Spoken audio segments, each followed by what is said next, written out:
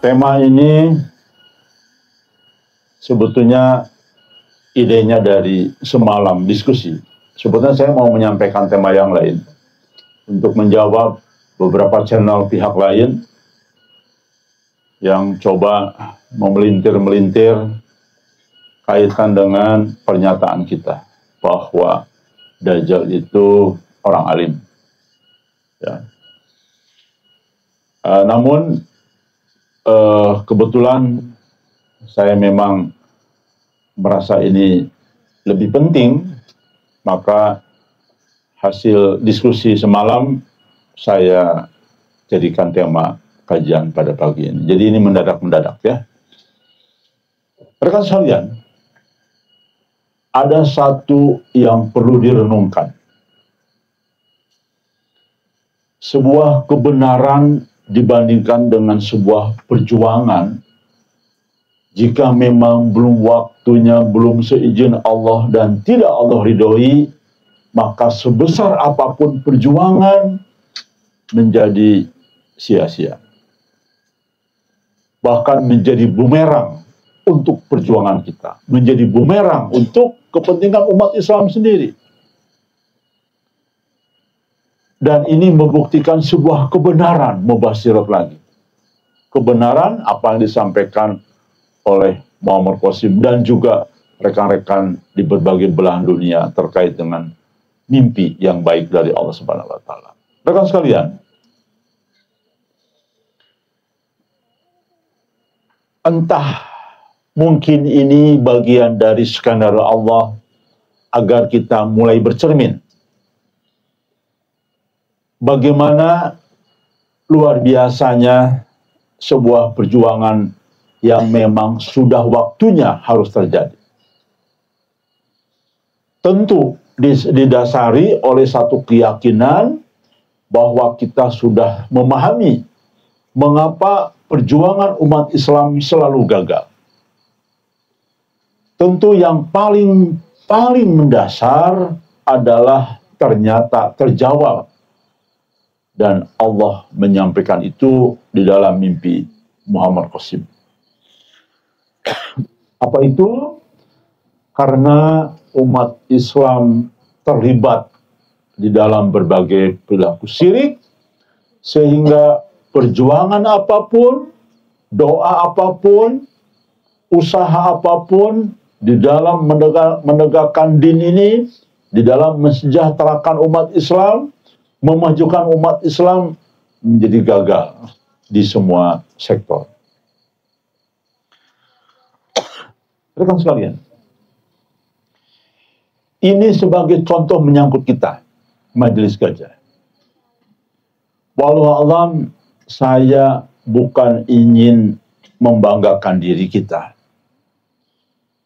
Tapi mengapa seolah-olah ya, setiap langkah Majelis Gajah tiba-tiba kita menemukan ada hadisnya. Kemudian yang lebih istimewa, dihadirkanlah mubasyirat untuk memperkuat keyakinan kita. Ini sebuah misteri, fajal-fajal yang terungkap. Namun ketika muncul Muhammad Qasim bin Abdul Karim, orang yang sederhana, orang yang kalau bahasa kita ini culun, ya, orang yang polos, justru saya tertarik dan bahkan saya mengorbankan semua prospek dunia. Tidak tertarik dengan jamaah tabligh yang hebat-hebat, mendunia, bahkan kalau mereka itu sedang ada musyawarah, muzakarah atau apa ya, itu dari seluruh dunia datang, jutaan kumpul jamaah tabligh. Bahkan saya ke markasnya di Rewin berkali-kali. Itu dari seluruh dunia hadir. Masya Allah, teman-teman kalau masuk ke Rewin, kan di Pakistan, di Lahore itu pusatnya ya. Itu luar biasa. Manusia menggunung ya, berjubel. Sampai daerah itu semuanya menjadi pusat jamaah tabligh. banyak efek domino, ekonominya juga besar, dan sebagainya. Tapi saya tidak tertarik. Entah mengapa saya tidak tertarik dengan itu semua. Tapi justru kehadiran orang yang tidak dikenal, orang yang polos, orang yang ngomongnya juga nggak pandai-pandai, bahkan umi dalam agama, saya justru terpanggil. Karena saya yakin inilah sesungguhnya takdir Allah yang sesungguhnya akan terjadi. Rekan sekalian, perhatikan ini. Ini poin pertama di bab yang kedua ini ya. Harus dipahami. Artinya saya mau menyampaikan pesan kepada semua. Lihat, mereka berdasarkan hujah bergerak. Mereka berdasarkan dalil bergerak. Arah perjuangan itu jelas, karena ada dalilnya. Rekan sekalian, namun unik dengan apa yang kita alami. Majelis Gajah hampir tidak pernah, saya pun demikian, hampir tidak pernah berpikir kuat membuat strategi dari hadis dulu. Hanya dulu saya bermodalkan pernah membaca hadis-hadis akhir zaman. Sehingga ketika menonton dua videonya Muhammad Qasim tentang Muhammad Qasim, bukan dia yang ngomong lagi. Cerita mimpi Muhammad Qasim yang disampaikan oleh lisan yang tidak ada mukanya. Entah mengapa saya langsung percaya. Karena isinya mimpinya itu sesuai dengan apa yang pernah saya baca. Tentang akhir zaman. Tentang Al-Mahdi dan sebagainya. Jadi saya katakan, ini dia Al-Mahdi itu. Saya yakin, entah kenapa saya begitu, padahal belum baca hadis tentang mimpi. Belum tahu. Nah, jadi artinya saya percaya dengan mimpi itu, belum tahu ada dalilnya. Belum tahu membaca hadisnya. Entah kenapa langsung percaya, lalu kemudian baru cari tentang hadis-hadis mimpi. Masya Allah, semakin menguatkan kita. Tuh, satu pengalaman saya, yang saya ingat hanya sebentar saja tentang mimpi. Ustadz pernah ngomong, mimpi itu dibagi 3. Mimpi dari Allah, setan, dan bunga itu saja. Karena hanya itu Ustadz ngomong tentang hadis mimpi. Jadi, berdasarkan itu, mimpi itu ada dari Allah berarti. Udah cukup itu modal saya. Tapi bagaimana selanjutnya irincian saya tidak tahu. Ini unik. Satu. Yang kedua, entah mengapa saya pun membaca hadis bahwa kemunculan sekarang saya membaca hadis dari buku-buku yang ada. Imam Mahdi itu lahir di Madinah. Itu yang saya yakini dulu. Tapi entah mengapa kok Pakistan dari Pakistan. Akhirnya saya baca. Loh, ternyata betul, bukan lahir, muncul di Madinah. Penduduk Madinah. Penduduk itu belum tentu lahir di Madinah. Saya pun bisa jadi penduduk Madinah ketika saya kerja di Madinah sekarang. Kerja di kantor 5 tahun, ya udah tinggal di Madinah. Ya penduduk Madinah. Tapi belum tentu saya lahir di Madinah. Nah, jadi itu contoh yang kedua. Akhirnya apa? Kita selalu menemukan hadis itu dari keyakinan dulu. Baru hadisnya, loh kok sesuai? Ada kan sekalian? Majelis Gajah memutuskan untuk memiliki tanah Ujlah. Ya. Kemudian hanya bermodalkan hadis bahwa memang umat Islam itu ketika sudah mendekati ujung akhir zaman, di dalam rangka menyelamatkan agamanya, di dalam rangka menghindari fitnah dajjal dan lain-lainnya, untuk Ujlah. Wallahi saya tidak tahu bahwa ternyata ada hadis berikutnya yang mengejutkan kita.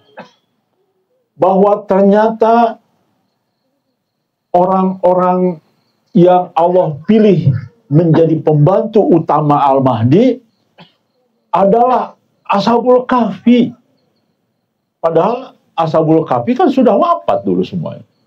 Di dalam Quran dan hadis tidak ada mereka dibangkitkan kembali. Hanya Nabi sallallahu alaihi wasallam saja. Dan bahkan ternyata dijelaskan dalam hadis yang lain bahwa itu adalah ahli Ashabul Kahfi. Dalam kitab yang lain Ashabul Kahfi. Rekan sekalian, ini satu contoh lagi yang berikutnya. Kita melangkah saja samina wa ta'na kepada Nabi dan ternyata mengejutkan. Rekan sekalian, bukan kita mengklaim kitalah Ashabul Kahfi. Tapi mari berpikir bahwa kita sudah yakin Al-Mahdi itu adalah Muhammad Qasim. Bahwa waktu untuk kemunculan sudah sangat jelas berakhir ini akhir tahun ini. Ya, namanya Mujadid itu. Berarti harus ada. Kemudian tanda alam bahwa terjadi gempa-gempa, Al-Mahdi sudah menyampaikan beritanya. Itu juga sudah harus terjadi. Berarti artinya inilah faktor yang memperkuat kita. Bukan soal kita yakin mendahului, tetapi silahkan saja merenung. Al-Mahdinya sudah ada, Muhammad Qasim, berarti ahli Ashabul Kahfi pun harus sudah ada.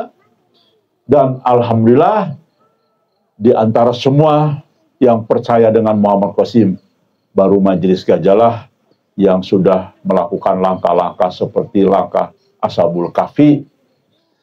Itu contoh bagaimana kita melangkah dulu, kemudian hadisnya kemudian ditemukan kemudian. Kita bukan mengikuti sesuai dengan hadis supaya kita jadi pelaku dalam hadis itu. Tidak. Rekan sekalian, saya tidak pernah berpikir bahwa ujlah kita itu ingin jadi ahli Ashabul Kahfi. Tidak pernah terpikir karena tidak tahu juga ada hadis itu. Masya Allah, itu terjadi. Kemudian yang berikutnya, kan dulu saya awal, termasuk yang awal lah. Masuk, bukan awal sekali memang. Tapi orang mungkin yang kedua lah. Gelombang kedua yang yakin Muhammad Qasim.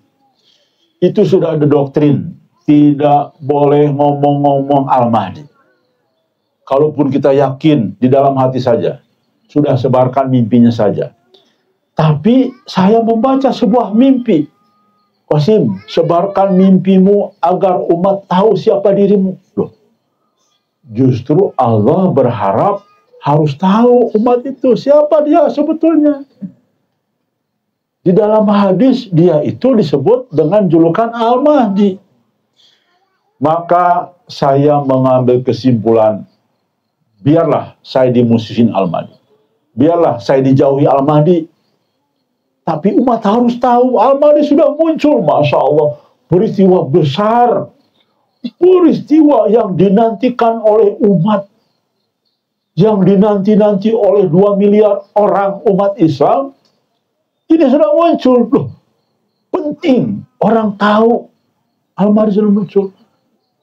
Saya baca lagi hadis. Nabi tidak pernah menemukan julukan yang lain kecuali Al-Mahdi. Maka saya bandel. Ya, bandel. Sudahlah di Facebook mulai Qasim Al-Mahdi. Waduh, baru 1 hari tayang udah banyak yang messenger itu apa namanya? DM, apa? Inbox. Ada yang orang dekat Muhammad Qasim lah, orang Pakistan. Bro, hapus itu akunmu, jangan ngomong-ngomong. Saya nggak jawab, saya buka nggak saya jawab. Tiba-tiba benar, besoknya saya dikeluarin dari grup. Ya nggak apa-apa, saya bilang, sudah siap. Masya Allah, rekan sekalian. Hadisnya saya baru tahu kemudian. Saya naluri saja. Karena saya punya keyakinan, loh, kok kenapa harus Tidak boleh ngomong Al-Mahdi. Orang Nabi saja ngomongnya Al-Mahdi kok semua. Dari mulai awal sebelum muncul, sampai muncul awal, sampai perjuangan selalu Nabi mengatakan Al-Mahdi. Tidak ada penyebutan lain. Itu saja. Sama dengan tadi Ujlah. Saya Ujlah saja. Karena hadis Samina wa Ta'na kepada Nabi. Dan kaget ketika kita ini dianggap alias Abdul Kafi. Rekan sekalian, mau tahu tidak? Saya baru ketemu hadis kemudian. Masya Allah, membuat saya tenang dan senang. Bahagialah. Di dalam hadis Ibnu Majah, Abu Daud, Al-Hakim, ya, dan sahih semua. Ada kalimat yang membuat saya nyes. Gitu. Masya Allah, alhamdulillah, berarti saya benar nih. Kalimatnya adalah, sesungguhnya ketika Zahir Al-Mahdi. Zahir itu dikenal, digembar-gemborin, diperkenalkan dengan tegas. Bersuruhlah malaikat dari atas kepalanya. Tuh kan? Inilah Al-Mahdi, inilah Al-Mahdi, Khalifah Allah. Masya Allah, saya kaget. Alhamdulillah berarti benar. Entah kenapa insting saya jadi benar nih. Saya takut juga, sempat juga saya, tapi saya yakin. Dua keyakinan saya, hadisnya nyebut-nyebut Al-Mahdi, dan dalam mimpi Qasim sendiri ada yang mengatakan, Allah mengatakan sebarkan mimpimu, supaya umat tahu siapa dirimu. Jadi ada dua tugas nih, menyebarkan mimpi betul, tapi supaya umat tahu siapa dia. Ya sudah, saya langsung aja pakai kilat kalau pos itu kilat paling cepat. Capek kalau mimpi-mimpi orang belum ngeh siapa dia. Lama pakai jalur lambat. Saya jalur cepat ya. Al-Mahdi, Al-Mahdi gitu. Dan ternyata betul. Akhirnya melonjak yang percaya. Karena apa? Jadi rame kan sosial media. Dulu nggak ada itu, nggak ada yang berani satupun. Akhirnya kan semua, alhamdulillah, sudah mungkin puluhan ribu, ratusan ribu yang percaya. Awais Nasir pun begitu. Di Pakistan banyak yang nggak ngeh. Mimpi, walaupun dia berapa kali tampil, cuman mimpi-mimpi doang, nggak ngeh itu Al-Mahdi. Akhirnya Awais, setelah kita setahun 2 tahun ngomong Al-Mahdi, Al-Mahdi, saya dimusuhin. Jadi saya tuh dimusuhin 2 kali sama Qasim. Nggak mau ketemu, pisah ranjang dulu. Waktu dulu baru pengantenan, bisa ranjang lagi langsung saya dikeluarin karena ngomong-ngomong Al-Mahdi ya. Tapi alhamdulillah. Rekan sekalian, itu contoh kedua. Contoh ketiga nih. Ya. Bagaimana ini saya mau menggambarkan ya. Bagaimana luar biasanya ketika takdir sudah tiba. Ya. Orang puluhan tahun berjuang habis-habisan berbagai ormas tadi kan, tapi belum pernah mencapai titik akhir kemenangannya. Dan mereka habis-habisan berjuangan yang melibatkan umat di dunia. Ya, di berbagai belahan. Tapi kita nih mengacu saja kepada sebuah keyakinan, tapi kita sudah punya niat baik untuk menghilangkan berbagai perilaku syirik, maka Allah buka seolah-olah belakangan tahunya kebenaran itu. Yang diawali dengan prasangka baik kepada keyakinan seperti tadi ya. Yang berikutnya contoh. Ketika terjadi sebuah perselisihan, kita berniat baik kepada Muhammad Qasim. Jangan sampai dirusak namanya. Kita mendengar ada berita bahwa Yunidiah akan dinikahi oleh Qasim. Keyakinan Yunidiah CS dan gara-gara Ghulam Ahmad itu. Karena dia menafsirkan begitu. Jadi sampai sekarang Ghulam Ahmad Jamin itu menjadi penasihat spiritual Yunidiah itu. Ya, sampai sekarang. Bahkan dibela-belain. Yunidiah mengatakan, pokoknya orang-orang yang dirugikan oleh Ghulam Yamin saya yang ganti. Coba bayangkan sampai begitu. Yang merasa dirugikan baik iuran porek kayak apa kayak si Ghulam Ahmad itu, jadi dia bilang, saya akan ganti. Sampai demikian pembelaannya, dahsyat ya, kebelit oleh hal-hal yang sangat negatif. Baik, rekan sekalian, ketika sudah mulai beredar mimpi bahwa Yunidia akan nikah sama Qasim, dan itu bertentangan dengan apa yang saya tahu. Loh, Qasim bukannya ngomong jodohnya dia tuh ke Arab-Araban, antara orang Arab dan Pakistan. Loh, kok ini Yunidia sudah tua lagi, mendekati 50. Sedangkan Qasim masih di bawah itu, dan Qasim bilang gadis. Wah, ini bertentangan nih. Lalu kita mencari, menghimpun informasi, ternyata betul. Banyak screenshot, keyakinan, bahkan telepon. Bayangkan, ada pengikut Yunidia telepon ke Maulana Abbas. Maulana, iya betul, ini calon istrinya. Betul itu. Maulana Abbas mengatakan itu. Ke saya pun begitu, dan rekaman saya simpan. Rekan sekalian, apa yang terjadi ketika kita tabayun? Justru aneh perilaku Muhammad Qasim. Menyesatkan kita semua, ya. Artinya justru kita yang ingin ada kebaikan, supaya ini jadi kebaikan kita bersama, malah ditolak. Bayangkan, hanya dengar dari Yunidia CS saja, karena dia yang sering ngasih uang. Kita yang mau membawa berkas bukti-bukti nggak diterima. Bayangkan, keburu marah duluan. Wah, ini fitnah ini. Yunidia nggak mungkin begitu dan sebagainya. Yunidia nggak ngaku dan sebagainya. Ya nggak ngaku lah, orang bohong.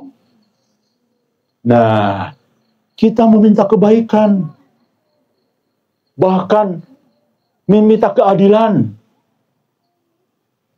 Saya berani, walaupun di Al-Mahdi saya berani. Ini karena nggak benar nih Al-Mahdi ini. Karena jangan lupa, harus dipisahkan antara mubasyiratnya dengan sosok Al-Mahdi sendiri. Dan karena bermodalkan satu kalimat dari mimpinya sendiri, bahwa tangannya jadi emas, pegang emas jadi debu. Itulah pegangan saya. Di situ Qasim mengatakan masih salah jalan, masih topeng Dajjal. Itulah pegangan saya. Saya yakin. Saya tidak takut dengan Al-Mahdi. Karena saya punya rumus tadi. Mimpinya sendiri mengatakan dia begitu, maka saya lawan. Saya nulis surat. Kamu zolim, Al-Mahdi. Ya. Kamu tidak adil. Kamu luar biasa, kejam, dan sebagainya. Saya edarin suratnya. Jadi kalau teman-teman angkatan lama nih tahu isi suratnya. Oke, saya kaget. Rekan sekalian, karena kita sudah percaya di Al-Mahdi, berarti harus ada satu peristiwa ini. Dan saya baru tahu hadisnya setelah peristiwa itu terjadi. Contoh nih. Hadis yang diriwayatkan oleh Ibnu Majah. Kaum kerabatku akan menerima bencana dari penyingkiran selepasku kelak, sehingga datang suatu kaum dari timur yang membawa bersama-sama mereka adalah panji-panji. Panji-panji itu artinya bisa dari ucapan, bisa dari simbol, bisa dari benda. Panji-panji itu ya, dari bendera juga ya, tapi dari yang menzohirkan pun atau membawa misi sesuatu bisa berpanji juga ya.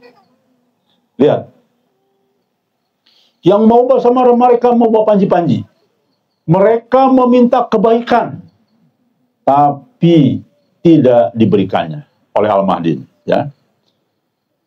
Maka mereka pun berjuang dan beroleh kejayaan, dan lalu diberikan apa yang mereka minta itu. Tetapi mereka tidak menerima. Artinya kekuasaan sudah diperoleh tapi diberikan kepada Al-Mahdi. Itu nanti. Tapi kalau kita yakin bahwa Muhammad Qasim Al-Mahdi, maka ini peristiwa ini harusnya jadi renungan.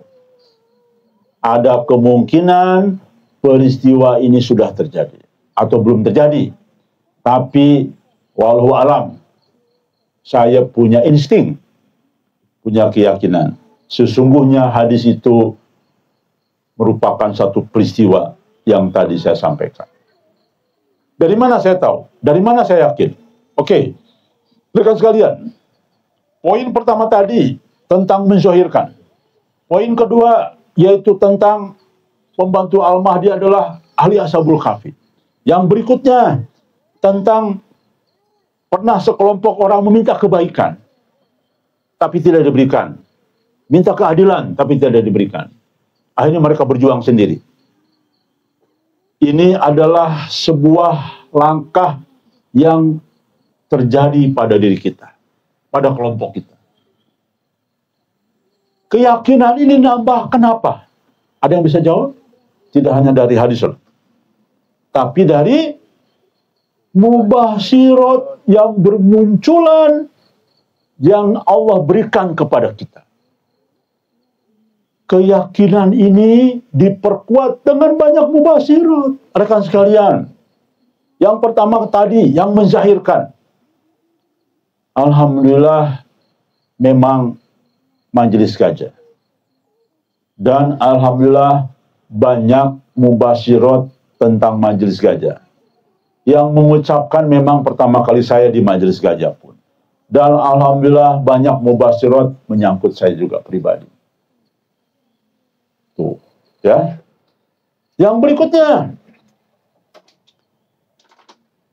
ahli Ashabul Kahfi juga banyak yang memimpikan tentang tanah Ujlah. Bahwa tanah Ujlah nanti akan jadi pusat informasi umat Islam. Bahkan banyak yang datang ke sini nanti. Bahkan banyak yang mau mendengar kita nanti. Jadi mubasyiratnya itu diperkuat dengan mubasyirat. Jadi kita tambah yakin, ya. Bukan keyakinan kita cocok logi dengan apa yang terjadi saat kita sesuai dengan apa yang sudah terjadi dengan diri kita, tapi ditambah dengan mubasyirat, ya. Kemudian contoh meminta kebaikan, alhamdulillah benar. Ada mubasyirat, Qasim memang sedang tidak disukai oleh Nabi perilakunya, sehingga Nabi hanya ngobrol dengan kelompok lain, bukan dengan kelompok yang ada di Qasim. Berarti siapa lagi yang selama ini kelompok selalu bertentangan dengan Qasim? Ya kita. Jadi artinya banyak mubasyirat memperkuat berbagai peristiwa yang terjadi tadi. Ya. Berikutnya nih, yang contoh berikutnya. Alhamdulillah dulu saya menyerahkan tanda tangan bersama. Ada 200 orang apa 300 orang ya. Yang tanda tangan yang menyatakan Qasim, kita komitmen akan menjadi pembantumu untuk siap ada di belakang kamu lah terjemahannya untuk membantu kamu perjuangan di akhir zaman ini. Jadi menyerahkanlah diri untuk kepada Qasim untuk membantu penyebaran mimpi ya. Bukan itu jadi imam, bukan. Kalimatnya itu membantu perjuangan dia. Rekan sekalian, saya baru membaca kemudian, beberapa tahun kemudian, ternyata ada hadis Atsar, yang menyatakan penyerahan kekuasaan 72 bulan dikaitkan dengan kemunculan kelompok ini. Dan itu, kalau Qasim nanti berkuasa di 2008, cocok, 72 bulan. Nah, jadi artinya terhadap peristiwa kita melangkah dulu dengan keyakinan kita, tentu berdasarkan hadis kita juga yakin. Tapi beritanya, informasi, ada sebuah hadis yang menceritakan tentang apa yang terjadi, belakangan tahunya. Ini pun juga belakangan. Kaget kita. Bahkan saya tidak terpikir ini. Menyerahkan surat berkas kepada Qasim, tidak terpikir apa-apa. Cuman saya hanya berpikir supaya Qasim yakin bahwa kita serius.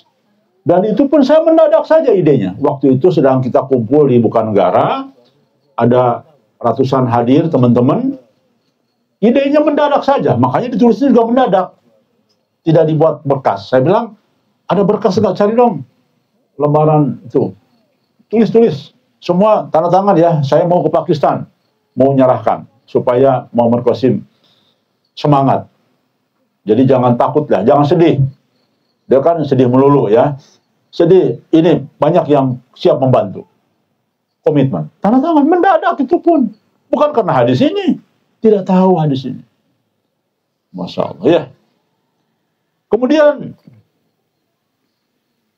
yang berikutnya, terakhir ya. Banyak sebutannya, tapi ini waktu sudah habis. Tinggal 2 menit lagi. Rekan sekalian, entah mengapa sejak awal saya berjuang, saya katakan kalau Al-Mahdi sudah hadir di tengah-tengah kita, dan hadirnya sudah 8 tahun yang lalu, sejak 2014, muncul, menyampaikan pesannya sesuai hadis, maka ini Dajjal sudah dekat. Karena di dalam hadis, kitab-kitab ulama, yang pertama Al-Mahdi dulu, yang berikutnya tanda besar kiamat, Dajjal muncul. Ya. Nah, maka entah mengapa saya selalu teringat itu. Masya Allah, makhluk yang paling ditakuti oleh Nabi akan memurtadkan umat Islam segera datang.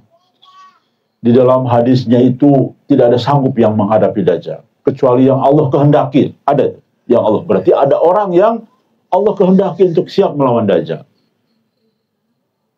Apalagi dulu tergambar di dalam pemikiran kita sebelum saya ketemu Qasim, Dajjal itu wah, gagah perkasa dan tukang sihir. Pokoknya siapapun susah lah untuk menghadapinya. Tapi entah mengapa saya bilang saya akan tampil berani. Saya tidak takut dengan itu. Nggak tahu. Bahkan saya pernah di sebuah perjalanan dari Bandung ke Jakarta gitu ya. Ya terkait dengan mubasyirat juga. Saya waktu itu kalau tidak salah mau lapor ke BIN kalau tidak salah ya. Mau mendirikan Gajah itu. Tiba-tiba hati saya ada semacam, entah ya, ingat Dajjal tuh saya ada seolah ada sesuatu yang masuk kepada diri saya, masuk atau gimana saya juga nggak ngerti lah, lupa lah. Pokoknya tiba-tiba saya tidak takut dengan Dajjal, saya tidak takut dengan Dajjal. Bahkan saya mau nangis waktu itu. Ada semacam emosional khusus. Saya akan lawan, saya tidak takut. Begitu terus. Rekan sekalian, maka saya teriak-teriak Dajjal. Bahkan saya mulai berani di YouTube ngomong Dajjal itu alim dan muslim. Berbeda dengan pendapat semua orang. Ya, saya berani. Karena logikanya begini. Dajjal memurtadkan umat Islam. Kalau umat Islam tahu itu Dajjal, nggak mungkin ada yang masuk kelompoknya Dajjal. Itu logika. Yang kedua, percaya dengan Qasim. Bro, tahu nggak? Dajjal itu dia bilang religius, orang religius. Bahkan saya jelas dia lebih baik dari saya. Dan tidak aneh, ada contoh sejarah. Siapa sejarah? Iblis. Bagaimana iblis dulu patuh kepada Allah, menjadi pemimpin khalifah di bumi ini dulu, sebelum manusia. Tapi tergelincir. Iblis itu pandai, iblis punya dalil. Waduh, luar biasa iblis itu. Jadi bagi saya tidak aneh. Maka saya menyampaikan sebuah hal yang mungkin baru didengar oleh umat di dunia, bahwa Dajjal itu alim dan muslim. Makanya bikin banyak orang kaget kan. Bahkan sudah ada di YouTube itu. Nanti besok kita jawab ya. Jawabnya mudah. Kenapa mudah? Karena licik orang itu ya, yang ada di YouTube-nya dia itu. Licik, menutup-nutupi. Itu kelihatan banget. Justru dialah salah satu kemungkinan pengikut Dajjal. Baik, kita bisa buktikan besok ya. Dengan dalil tentunya kita juga ya. Rekan sekalian, ternyata saya kaget. Baru tahu ada hadis yang ada sekelompok orang yang keras ya, dan terus melawan Dajjal yang Allah kehendaki. Saya baru tahu kemudian hadisnya. Mohon maaf, jangan dikutip seolah-olah kita mengklaim, bukan. Tapi silahkan sampai hari ini kelihatannya hanya majelis Gajah yang konsisten bicara Dajjal.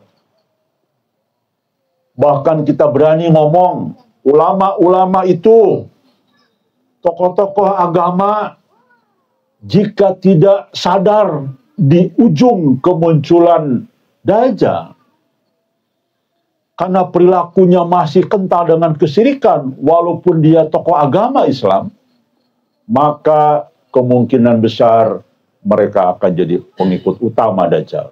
Kita berani ngomong itu. Jadi kelompok Dajjal itu kelompok hebat nanti, ditunjang oleh banyak tokoh agama. Sesuai dengan dalam hadis bahwa akan banyak memurtadkan umat Islam.